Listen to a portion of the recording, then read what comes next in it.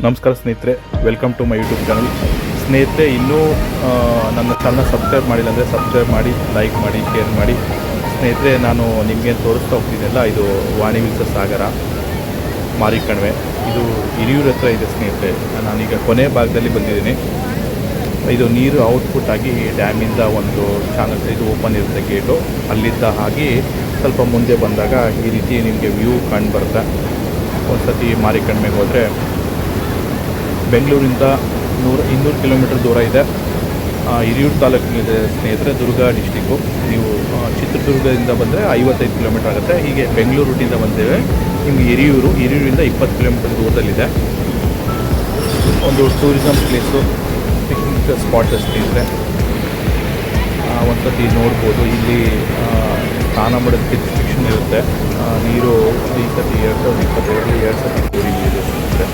ಇದು ವಾಣಿವಿಲಾಸ ಸಾಗರದಲ್ಲಿ ನೀರಿದು ಇದು ಔಟ್ಪುಟ್ ಆಗಿ ಬರ್ತಿರೋದು. ನಾನು ಹಿಂದಿನ ವಿಡಿಯೋದಲ್ಲಿ ಎಲ್ಲ ಬೇರೆ ಬೇರೆ ವ್ಯೂ ಪಾಯಿಂಟಲ್ಲಿ ನಾನು ಈ ವಾಣಿವಿಲಾಸ ಸಾಗರ ತೋರಿಸಿದ್ದೀನಿ. ಭಾಳ ಅದ್ಭುತವಾದ ಪ್ಲೇಸ್, ಸ್ಥಳ ಇದು. ಈಗ ಔಟ್ಪುಟ್ ಆಗಿ ನೀರು ಹೋಗ್ತಾ ಇರುತ್ತೆ. ಇದು ಅಕ್ಟೋಬರ್ ತಿಂಗಳಲ್ಲಿ ನೀವು ಇಲ್ಲಿ ಹೋಗ್ತಿದ್ರೆ ಮಳೆ ಕೊಂಚ ಕಮ್ಮಿ ಆದಾಗ, ಆಗಸ್ಟಿಂದ ನಿಮಗೆ ಡಿಸೆಂಬರು ಮತ್ತು ನವಂಬರ್ ಡಿಸೆಂಬರ್ವರೆಗೂ ನೋಡ್ಬೋದು ಸ್ನೇಹಿತರೆ. ನೀರು ಡ್ಯಾಮಿಂದ ನೀರು ಬಿಟ್ಟಿರ್ತಾರೆ.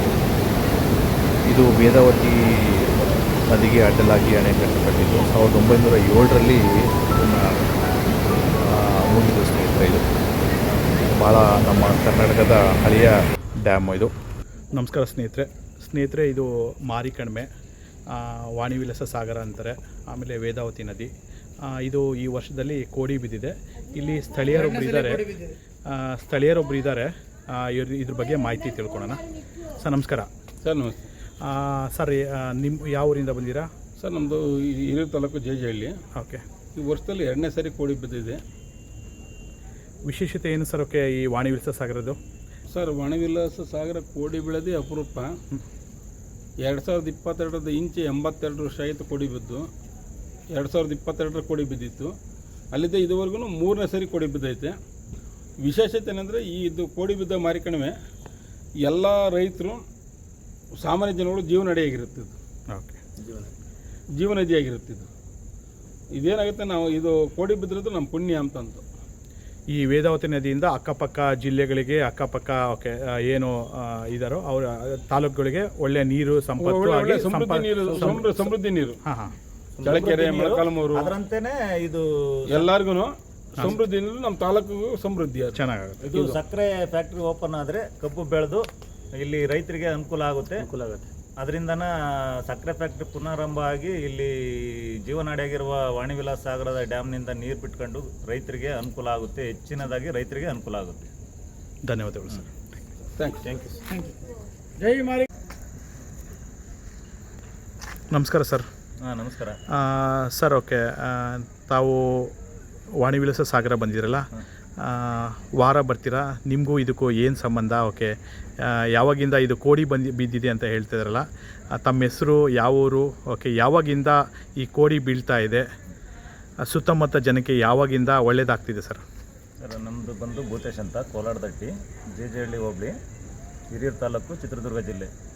ಇದು 2023ರಲ್ಲಿ ಪೂರ್ಣಿಮಾ ಶ್ರೀನಿವಾಸ್ ಅವರು MLA ಆದಾಗ 22ರಲ್ಲಿ ಅವರು MLA ಆದಾಗ ಪ್ರಥಮ ಬಾರಿಗೆ ಕೋಡಿ ಹೋಗಿರೋದು.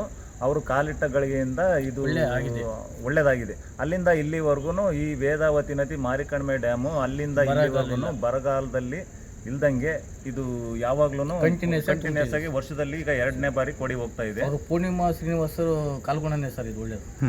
ಪೂರ್ಣಿಮಾ ಶ್ರೀನಿವಾಸ್ ಏನಿದ್ರೆ ಅವ್ರು ಕಾಲ್ಗುಣದಿಂದಲೇ ಸರ್ ಇದು ಕೋಡಿ. ಅದರಲ್ಲೂ ರೈತರಿಗೆ ಹೆಚ್ಚಿನದಾಗಿ ವರದಾನ ಆಗಿರೋದು ರೈತರಿಗೆ ಸರ್. ಈಗ ಧರ್ಮಪುರ ಕೆರೆಗೆ ನೀರು ಬಿಟ್ಟರು, ಇದ್ರ ವೇದಾವತಿ ನದಿಯಿಂದ ಈಗ ಇದಕ್ಕೆ ಧರ್ಮಪುರ,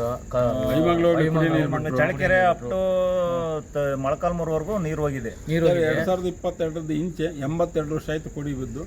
2022ರ ಕೋಡಿ ಬಿದ್ದದ್ದು. ಅಲ್ಲಿದ್ದ ಇಲ್ಲಿವರೆಗೂ 4ನೇ ಬಾರಿ ಕೋಡಿ ಬೀಳ್ತಿರೋದು. ಅನುಕೂಲ ಐತಿ. ಈ ತಾಲೂಕಿನಾಗ ಇರ್ತಕ್ಕಂಥ ರೈತರಿಗೆ ಜೀವನಾಡಿ ಆಗೈತಿ ಕೆರೆ. ಇದು ಧರ್ಮಪುರ ಹೋಬಳಿ ಏನಿದೆ ಸರ್, ಅಲ್ಲಿ ಎಲ್ಗ ನೀರು ಬಿಟ್ಟಿದ್ದು ಇವ್ರ ಪೈಪ್ಲೈನ್ ಮೂಲಕ ಅವರೇ ಸರ್ ಪೂರ್ಣಿಮಾ ಶ್ರೀನಿವಾಸ್ ಮರನಾಡು ಬರನಾಡು ಜಲಧಾರೆ ಆಗೈತೆ.